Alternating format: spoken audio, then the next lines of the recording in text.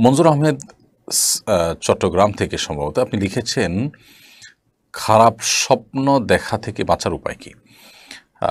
অনেক সময় মানুষ দুঃস্বপ্ন বা যে স্বপ্ন দেখে মানুষ ভড়কে যায়, ভয় পেয়ে যায়, এগুলো অনেক সময় শারীরিক দুর্বলতার কারণে হয়, মানসিক অবসাদগ্রস্ত থাকার কারণে হয়।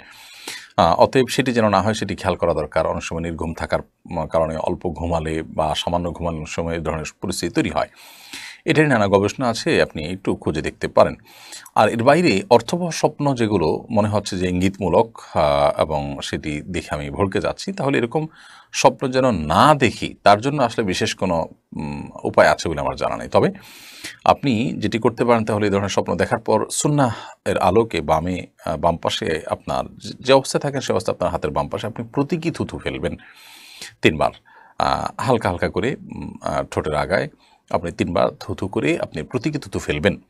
এর বাইরে আমানতু বিল্লাহি ওয়া রাসূলিহি পড়বেন এবং সম্ভব হলে সুযোগ থাকলে ২ রাকাত সালাত আদায় করবেন এবং সেই স্বপ্ন মানুষের কাছে বলে বেড়াবেন না। এগুলো হলো দুঃস্বপ্ন বা খারাপ স্বপ্ন দেখার পর করণীয়। আমিনা খাতুন আপনি লিখেছেন, এহরাম অবস্থায় মহিলাদের মুখ ঢাকা যাবে কি না? মহিলারা এহরাম অবস্থায় মুখে নেকাব লাগাবেন না, কাপড় লাগাবেন না মুখের সাথে। তবে পরপুরুষের সামনে যখন যাবেন তখন অবশ্যই মুখ ঢাকবেন। এই ঢাকার ক্ষেত্রে ক্যাপের সামনে যে ইয়েটা আছে, বের হওয়া অংশ আছে, ওইটার উপরে কাপড় দিয়ে আজকাল অনেক মা বোনরা আপনার পর্দার কাজটি করেন, যে তার মুখের সাথে কাপড় লেগেও নাই, আবার পরপুরুষ তাকে দেখতে না পায় সেই ব্যবস্থাও হয়ে যায়। তো এই প্রক্রিয়াটা আমরা অবলম্বন করতে পারি। এমনিতে সাধারণ নির্দেশনা, মেয়েরা এহরামরত অবস্থায় মুখ খোলা রাখবে, বাট পরপুরুষ তাকে দেখে ফেলবে, পর্দাহীনতা হবে, এইরকম আশঙ্কা তৈরি হলে তখন তিনি মুখ ঢাকার ব্যবস্থা করবেন। তবে নেকাব দিয়ে মুখ বাঁধবেন না।